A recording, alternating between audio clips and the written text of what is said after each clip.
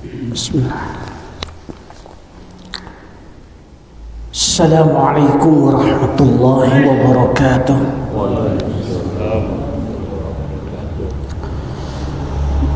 Bismillah walhamdulillah. Wassalatu wassalamu ala Rasulillah Muhammad ibn Abdullah wa ala alihi wa man tabi'ahu wa wala, amma ba'd. Subhanaka la ilma lana illa ma 'allamtana innaka antal alimul hakim. La hawla wa la quwwata illa billahil aliyyil azim. Bersyukur kita kepada Allah Subhanahu wa taala.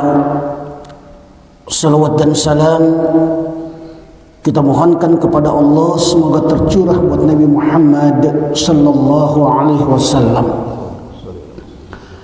Bapak-bapak dan ibu-ibu ma'asyiral muslimin sidang jamaah salat subuh rahimakumullah. Pada kesempatan subuh kali ini kita akan mengkaji firman Allah Subhanahu wa taala di dalam surat Al-Ghasyiyah. Dan ini perlu menjadi perhatian kita bersama Bapak dan Ibu. Karena kita sering membaca Al-Quran, ayat ketiga dari surat Al-Ghasyiyah. Mari kita juga perhatikan sisi lain dari penjelasan ayat yang sangat menggugah itu. Allah Subhanahu wa ta'ala mengatakan amilatun nasibah, amal-amal yang sangat melelahkan. Nah, rangkaian ayat di awal surat ini bercerita tentang neraka dan para penghuninya, yang diisi bukan saja oleh orang-orang yang meninggalkan segala ketentuan-ketentuan Allah, justru di dalamnya banyak pula orang-orang yang suka melaksanakan segala ketentuan-ketentuan Allah. Akan tetapi pelaksanaan ibadah yang dilakukan, kebaikan yang dikerjakan bukan lagi far'uha fis sama, mencari ridha Allah, akan tetapi ia lebih mengutamakan mencari ridha manusia. Hanya sekedar mencari popularitas di dalam kehidupannya semata. Mari kita coba lihat ayat ini Bapak dan Ibu. Ketika Allah Subhanahu wa taala mengatakan hal ataka haditsul ghasyiyah, sudah datangkah kepadamu berita tentang hari pembalasan? Wujuhu yawma idzin khasyi'ah, banyak muka pada hari itu tertunduk lagi terhina. Kenapa? Amilatun nasibah, mereka bekerja keras lagi kepayahan, mereka beramal dengan sebanyak-banyaknya, tapi amal ibadah itu tidak mendapatkan ridho dari Allah Subhanahu wa taala. Tasla narun hamiyah, mereka memasuki api yang sangat panas, yakni neraka. Lalu di mana tempatnya? Min jubil huzni, satu lembah di dalam jahanam. Bahkan jahanam itu sendiri dalam satu hari 400 kali meminta kepada Allah agar dijauhkan dari lembah itu. Artinya apa? Lembah yang sangat-sangat menakutkan. Untuk siapa lembah itu? Nanti kita lihat Bapak dan Ibu dalam hadis sahih yang disampaikan oleh Rasulullah sallallahu alaihi wasallam. Tusqa min ainin aniyah, mereka diberi minum oleh Allah dengan air dari sumber yang sangat panas. Maka maknanya di sini adalah timah panas yang sangat mendidih. Laisa lahum ta'amun illa min dariya, mereka tidak memperoleh makanan selain dari pohon yang berduri, yang kita kenal dengan nama pohon zakum. La yusminu wa la yughni min ju', yang tidak menggemukkan dan tidak pula menghilangkan lapar. Nah, kalau kita perhatikan ayat ini Bapak dan Ibu, ternyata salah satu penyebab seseorang dimasukkan ke dalam siksa neraka oleh Allah Subhanahu wa taala adalah amalan yang banyak dan beragam. dia beribadah, dia berbuat kebaikan, banyak ibadahnya, banyak kebaikan dan beragam semua ia lakukan. Akan tetapi ibadah-ibadah dan kebaikan-kebaikan itu penuh cacat, baik motif dan niatnya maupun kafiat atau tata cara yang dilaksanakannya tidak sesuai dengan sunnah Rasulullah sallallahu alaihi wasallam. Dan inilah yang menyebabkan sahabat Umar bin Khattab selalu menangis ketika mendengar ayat ini dibacakan. Jadi seorang pemimpin besar, seorang khalifah Umar bin Khattab, ketika dibacakan surat Al-Ghasyiyah ini, ia selalu menangis Bapak dan Ibu. Kenapa? Rasa takutnya kepada Allah Subhanahu wa taala akan amal ibadahnya yang kalau ia lakukan semata-mata hanya mencari pujian manusia. Ada satu kisah Bapak dan Ibu, dan ini menjadi pelajaran kita semua. Satu hari seorang sahabat atau As-Salimi, seorang tabi'in yang sangat mulia, ia bermaksud menjual kain yang telah ditenunnya kepada penjual kain di pasar. Setelah dia amati dan diteliti secara seksama oleh penjual kain, lalu sang penjual kain ini mengatakan, "Ya toh, sesungguhnya kain yang kau tenun ini cukup bagus. Akan tetapi sayang atau kain yang kau tenun ini ada cacatnya, sehingga saya tidak dapat membelinya." Mendengar hal itu, kain yang telah ditenunnya selama berbulan-bulan dikatakan ada cacatnya dan tidak bisa dijual. Lalu di saat itu Ato termenung dan menangis. Nah, melihat Ato Salim ini menangis, maka sang penjual ini berkata, karena kebetulan kenal, "Wahai Ato sahabatku, aku mengatakan dengan sebenarnya bahwa memang kainmu ini ada cacatnya, sehingga aku tidak dapat membelinya. Akan tetapi kalau itu yang menjadi penyebab engkau menangis, maka biarlah aku tetap akan membeli kainmu ini dan membayarnya dengan harga yang pas." Tapi apa jawaban Atok, Bapak dan Ibu? "Wahai sahabatku, engkau menyangka aku menangis disebabkan karena kainku ada cacatnya? Tidak. Ketahuilah, sesungguhnya yang menyebabkan aku menangis bukan karena kain itu. Akan tetapi aku menangis dikarenakan aku menyangka bahwa kain yang telah aku buat selama berbulan-bulan itu tidak ada cacatnya. Akan tetapi di mata engkau sebagai ahlinya, ternyata kain itu ada cacatnya.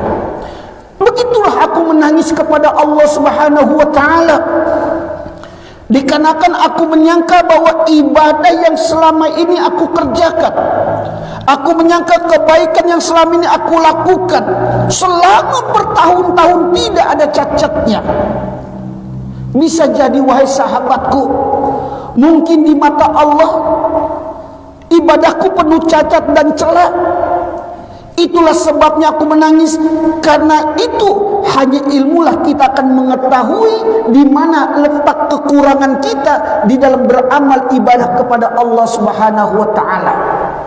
Kita menyangka amal ibadah yang telah kita lakukan selama ini, Bapak dan Ibu, sholat yang kita dirikan, puasa yang kita kerjakan, kebaikan yang kita lakukan, kita menyangka semua itu sudah merupakan bekal bagi kita kelak di hadapan Allah Subhanahu wa taala di pengadilan Qadhi Rabbul Jalil pada mahsyar nanti. Namun kita perlu kembali melakukan evaluasi, melakukan introspeksi diri. Apakah amal-amal ibadah itu sudah benar-benar kita lakukan far'auha fis sama, semata-mata hanya mencari ridha Allah, ataukah semata-mata ingin mendapatkan pujian dari sesama manusia? Nah, lalu bagaimana dengan orang-orang yang beramal, yang beribadah, yang selalu ingin mendapatkan pujian dan perhatian dari manusia lainnya agar ia dikatakan sebagai orang-orang yang saleh, agar ia dikatakan sebagai orang-orang yang dekat dengan Allah Subhanahu wa taala, atau agar ia dikatakan sebagai orang-orang yang ahli di dalam membaca Al-Qur'an. Dalam hal ini Rasulullah sallallahu alaihi wasallam pernah bersabda dalam satu hadis yang diriwayatkan oleh Imam At-Tirmizi, di mana Rasul mengatakan, man istamassa ridha Allah bi sakhatin nas kafahullahu mu'natan nas. Barang siapa yang mencari keridhaan Allah dalam beribadah, dalam berbuat kebaikan, meskipun ia memperoleh kebencian dari sesama manusia. Kan biasa begitu Pak Bu, ketika kita ikhlas, ketika kita betul-betul untuk kepentingan umat, kadang banyak orang yang membenci kita Pak Bu, banyak orang yang tidak suka dengan kita. Wajar kalau pernah dikatakan oleh Rasul, nanti di akhir zaman orang-orang jujur itu akan disingkirkan Pak, orang-orang baik itu akan dikucilkan, orang-orang yang bekerja untuk kepentingan umat akan dimusuhi. Tapi nanti kata Rasul, para pendusta-pendusta agama, pengkhianat-pengkhianat bangsa, mereka yang akan dimuliakan. Dan itu akan terjadi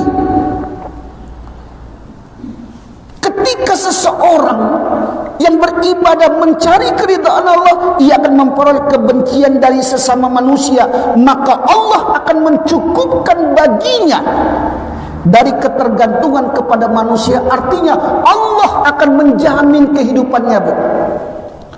Allah yang akan memelihara kemuliaannya, Allah yang akan menjaga kebaikan baginya. Tapi sebaliknya, wa man tamassa ridhaan nas, dan barang siapa yang mencari keridhaan dari sesama manusia, barang siapa yang beribadah, barang siapa yang melakukan kebaikan semata-mata hanya mencari pujian manusia, berharap ia dikatakan sebagai orang-orang yang saleh, berharap ia mendapatkan sesuatu dari manusia, bisa khatinas, dengan mendatangkan kemurkaan Allah, bisa khatillah wa qalahullahu illa nas, dengan mendatangkan kemurkaan Allah, maka Allah akan menyerahkannya kepada manusia. Artinya apa? Allah akan menjadikan dirinya selalu berada di bawah kekuasaan manusia, lalu mereka menyakiti dan menganiayanya.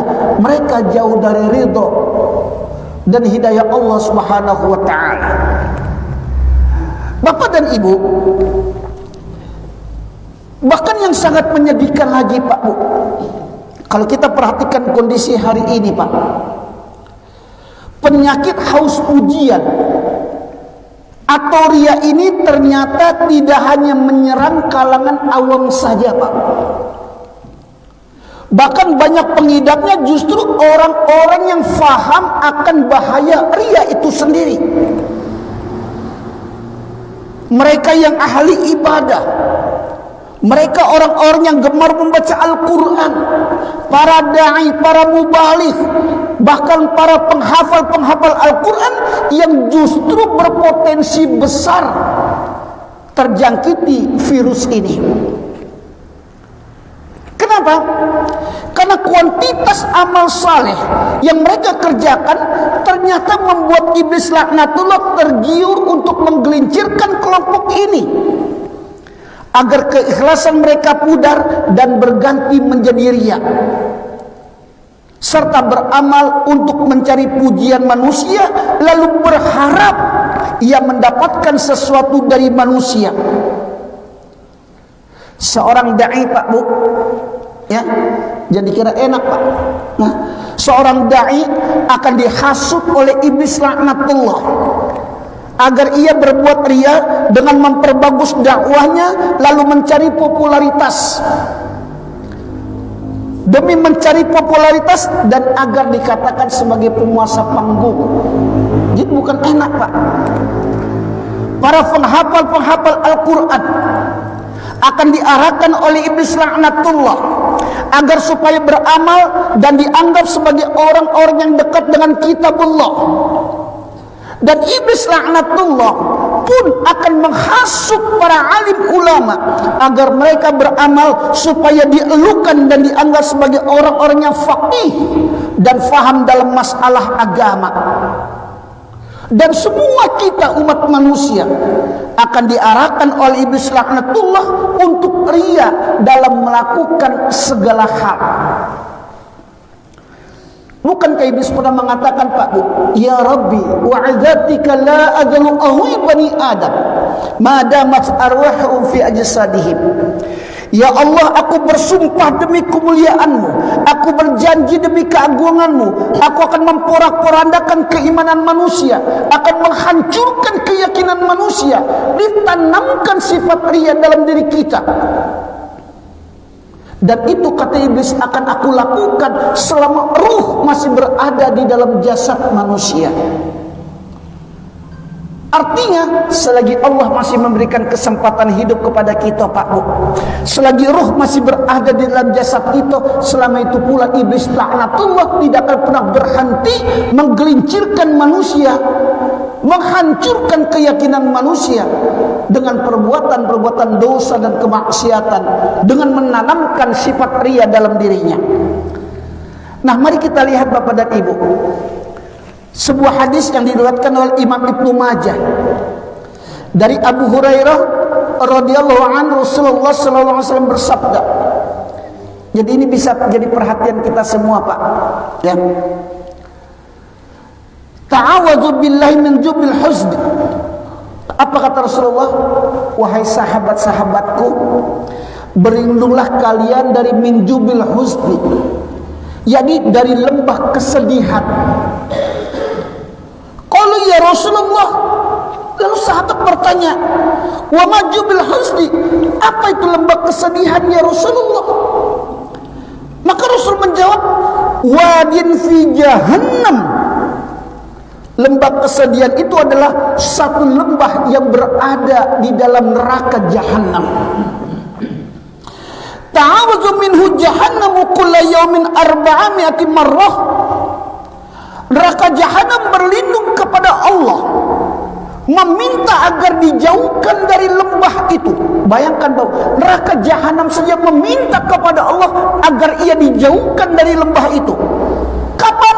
Kullayaum, setiap hari, Pak Bu. Berapa kali? 400 marrah, 400 kali. Artinya dalam satu hari 400 kali neraka Jahannam memohon kepada Allah agar dijauhkan dari lembah itu. Lembah ini adalah lembah yang sungguh sangat mengerikan, Bapak dan Ibu.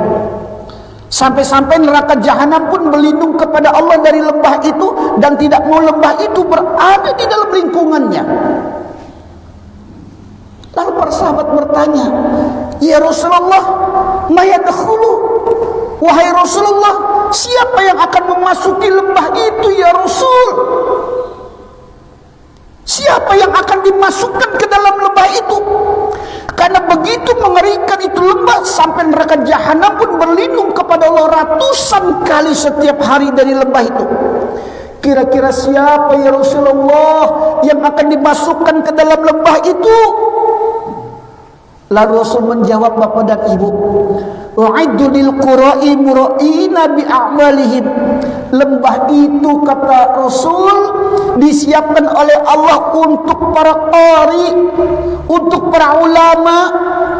Al-qura'i al-ulama, para pembaca-pembaca Al-Quran, semua kita, para pembaca-pembaca Al-Quran. Al-Qura'i al-ulama, para pembaca-pembaca Al-Quran, para ulama, para da'i yang mengatakan dirinya da'i, yang mengatakan dirinya ulama, yang mengatakan dirinya ustaz, yang mengatakan dirinya ahli-ahli ibadah. Lembah ini Allah peruntukkan untuk para mereka. Siapa? Untuk mereka-mereka yang riya, mereka-mereka yang beribadah hanya sekedar mencari pujian, yang amalnya bukan karena Allah, yang amalnya hanya ingin dilihat, yang amalnya hanya bertujuan untuk mencari kehidupan dunia, yang amalnya dilakukan hanya untuk sekedar mencari popularitas, mencari kedudukan di hadapan manusia dengan ilmu yang dimilikinya, ingin mendapatkan kedudukan di tengah-tengah manusia, bukan kedudukan di sisi Allah Subhanahu wa taala. Kemudian Rasulullah menambahkan penjelasan. Apa kata Rasul? Wa inna min abwadil qura'i illallah, dan sungguh kata Rasul, yang paling dibenci oleh Allah adalah alladzina yazuruna al-ummara, yakni ulama yang senantiasa, nah ini Pak Bu, ulama ahli-ahli ibadah, para dai yang senantiasa mengunjungi para penguasa-penguasa yang zalim, penguasa-penguasa yang lalim, bukan untuk mengingatkan mereka, bukan untuk menasihati mereka atas kesalahan yang dilakukannya, bukan untuk melakukan amar ma'ruf nahi munkar, akan tetapi ia datang kepada para penguasa itu hanya sekedar untuk mendapatkan kehidupan dunia, hanya sekedar untuk mendapatkan kedudukan, hanya sekedar untuk mendapatkan pujian. Maka kata Nabi, ulama-ulama seperti itu, ahli-ahli ibadah seperti itu adalah afdalil qura'i illallah, adalah orang-orang yang paling dibenci oleh Allah Subhanahu wa taala. Masya Allah. Kalau kita perhatikan Bapak dan Ibu, ya ini memang sangat mengerikan, Pak. Bahkan satu kali di sela-sela khutbah Jumat di salah satu masjid, ketika ini saya sampaikan, sorenya saya banyak mendapatkan WA protes, Pak. Banyak diprotes saya di WA, Pak. Yang mau WA siapa? Orang-orang yang mengatakan dirinya dai, Pak. Apa katanya? Manga itu yang Ustadz kaji. Ini Bapak dan Ibu, ya. Nah, makanya Rasulullah SAW telah menyebut riya ini dengan syirik kecil, ya. Karena sejatinya pelaku riya tidak mutlak menjadikan amalan tersebut sebagai bentuk ibadah kepada sesama manusia, serta sarana taqarrub kepada Allah, pendekatan diri kepada Allah Subhanahu wa taala.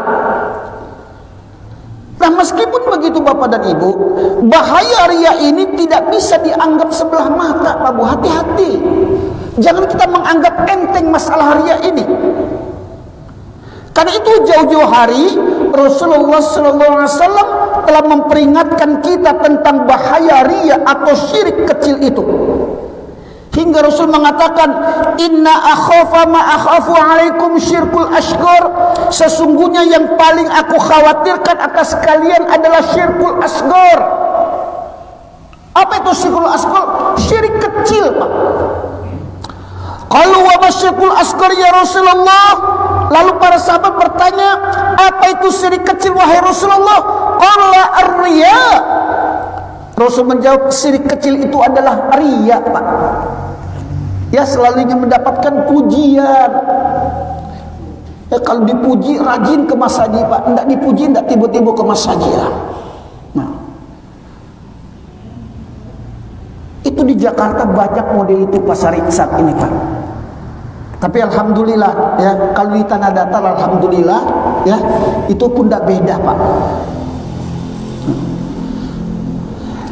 Yaqulullahu azza wa jalla lahum yawmal qiyamati idza zudiyan nas bi'amalihim.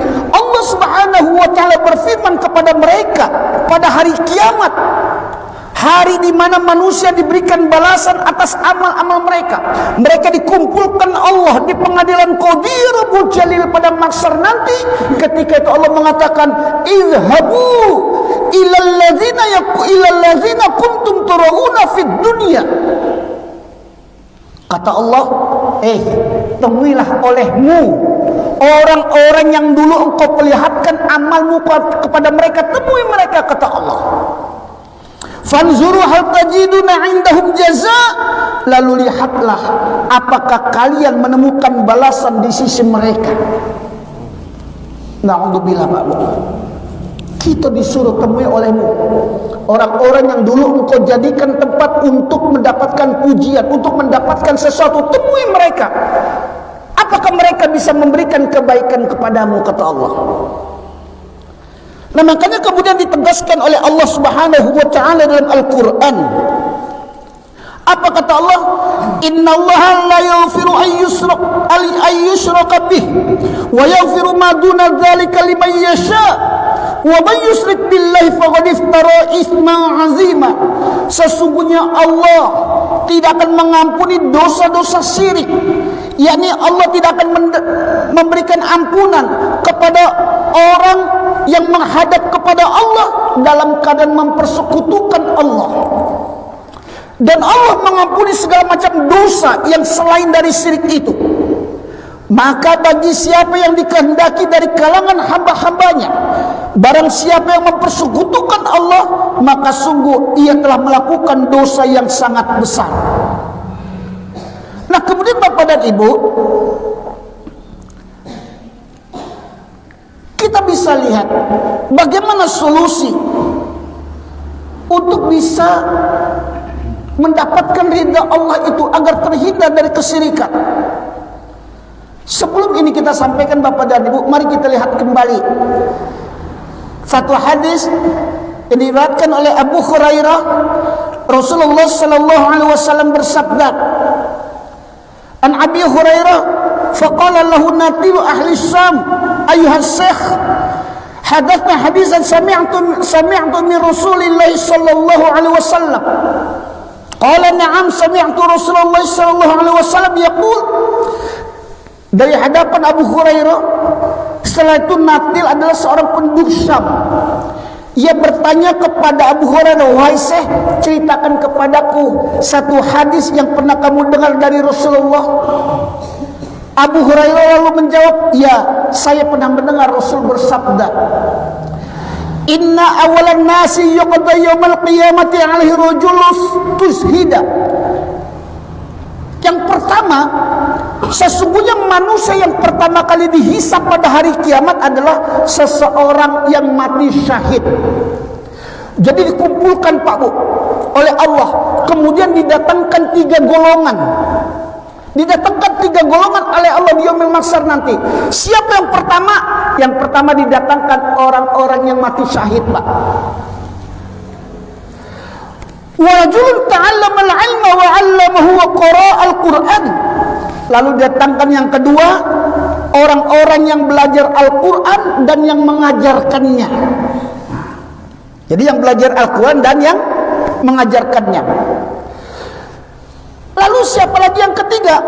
Wa rajul wasa'allahu 'alaihi wa 'atahu min asnafil mali kullih. Yang ketiga didatangkan seorang laki-laki yang diberikan keluasan rezeki oleh Allah, kemudian dia menginfakkan hartanya semua. Didatangkan orang-orang kaya yang semasa hidupnya dia infakkan seluruh hartanya. Lalu apa yang dilakukan Allah? Fa'utiya bi fa'arafahu ni'amahu fa'arafaha. Lalu diperlihatkan kepada 3 golongan itu kenikmatan oleh Allah. Diperlihatkan oleh Allah kenikmatan surga, sehingga ketiga golongan ini mengetahuinya. Lalu apa kata Allah, Pak Bu? Fama alimta fiha. Apa kata Allah? Apa yang telah kalian lakukan di dunia? Apa yang telah kalian lakukan di dunia, wahai hamba-hambaku?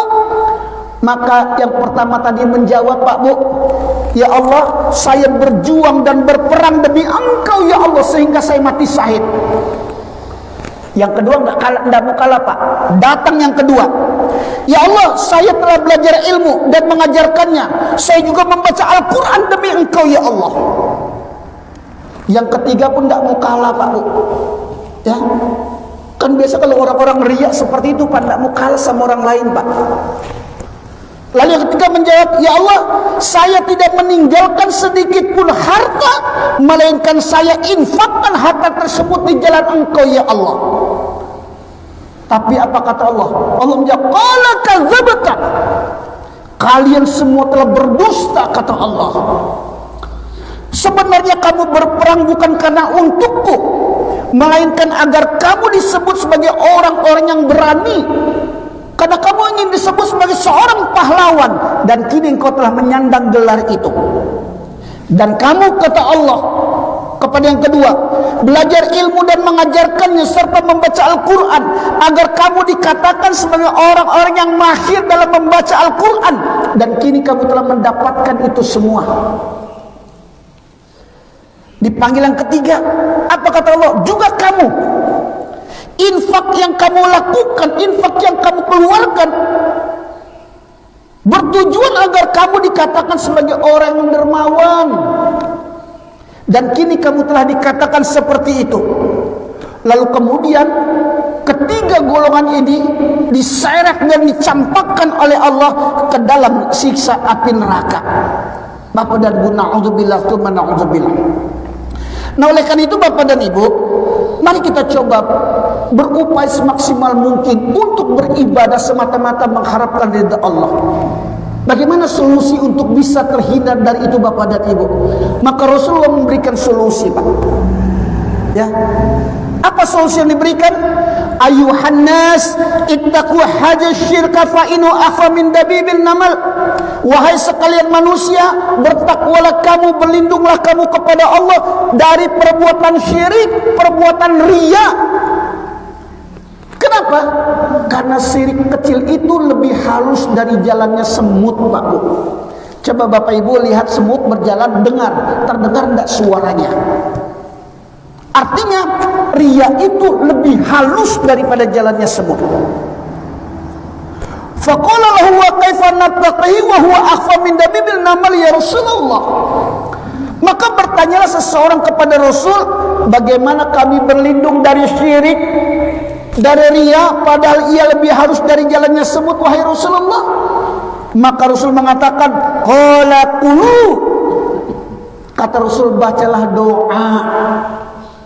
Apa doa itu ya Rasul? Maka Rasul mengatakan, Allahumma inna na'udzubika min anusyrika bika syai'an na'lamu wa nastaghfiruka lima la na'lam. Itu doa yang diajarkan Pak. Allahumma inna na'udzubika min anusyrika bika syai'an na'lamu wa nastaghfiruka lima la na'lam. Ya Allah, sesungguhnya kami berlindung kepadamu dari menyekutukanmu dengan sesuatu yang kami ketahui, dan kami meminta ampun kepadamu ya Allah terhadap apa yang tidak kami ketahui. Bapak dan Ibu, inilah salah satu bahaya dari riya. Bahaya ketika seseorang beribadah, berbuat kebaikan hanya sekedar mencari ridho dan pujian dari manusia. Kan itu berupayalah untuk selalu dekat dengan Allah Subhanahu wa taala, berupaya untuk selalu mengikhlaskan segala ibadah dan kebaikan yang kita lakukan agar kita kelak benar-benar mendapatkan pujian dan sanjungan hanya dari Allah Subhanahu wa taala. Sehingga ada mutiara hikmah. Betapa banyaknya orang-orang yang dikenal di bumi, akan tetapi ia tidak dikenal di langit. Betapa banyaknya orang-orang yang tidak dikenal di bumi, tapi ia dikenal di langit. Apa kunci rahasianya Bapak dan Ibu? Ikhlas dan ridho semata-mata hanya mencari ridha Allah Subhanahu wa ta'ala. Mudah-mudahan kita semua senantiasa diberikan oleh Allah kekuatan untuk selalu istiqamah di jalan Allah, untuk senantiasa dapat mempertahankan keikhlasan kita dalam beribadah kepada Allah maupun melakukan kebaikan kepada sesama manusia. Usikum wa nafsi bitaqwallah. Wassalamualaikum warahmatullahi wabarakatuh.